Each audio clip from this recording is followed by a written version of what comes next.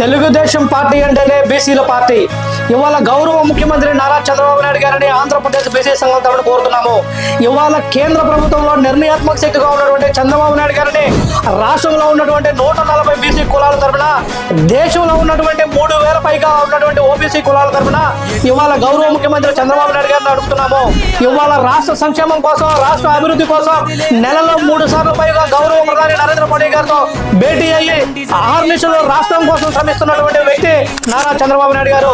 అదే సమయంలో ఇవాళ ఈ ఓబీసీల కోసం, బీసీల కోసం ప్రధాని నరేంద్ర మోడీ గారితో చంద్రబాబు నాయుడు గారు భేటీ అయ్యి బీసీ బిల్లుపై చర్చించాలని చెప్పేసి ప్రతి బీసీ సోదరుడు ఆవేదనను గౌరవ ముఖ్యమంత్రి చంద్రబాబు నాయుడు గారు అర్థం చేసుకోవాలని చెప్పేసి ఆంధ్రప్రదేశ్ బీసీ సంఘం తరఫున చంద్రబాబు నాయుడు గారికి తెలియజేస్తున్నాము.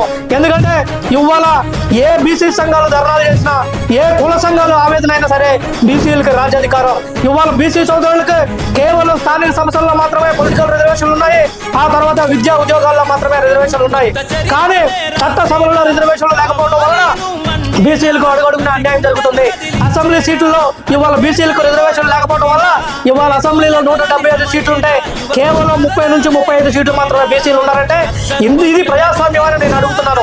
ఇప్పటికైనా గౌరవ ముఖ్యమంత్రి చంద్రబాబు నాయుడు గారు బీసీ బిల్లును తన భుజస్కంధాలపై వేసుకుని దేశ ప్రధాని నరేంద్ర మోడీ గారితో మాట్లాడితే యావత్ దేశం గుండెల్లోనే ఇవాళ చంద్రబాబు నాయుడు గారు ఓబీసీ గుండెల్లో చిరస్థాయిగా మిగిలిపోతారని చెప్పేసి నేను సందర్భంగా తెలియజేస్తున్నాను. కాబట్టి ఓబీసీలందరూ ఎంతో ఆశగా ఎదురు చూస్తున్నటువంటి బీసీ బిల్లు పార్లమెంట్ లో చట్ట రూపం దాల్చాలంటే దానికి నరేంద్ర మోడీ గారిని ఒప్పించాల్సిన బాధ్యత చంద్రబాబు నాయుడు గారు తీసుకోవాలని చెప్పేసి ఆంధ్రప్రదేశ్ బీసీ సంఘం తరపున కోరుతున్నాము.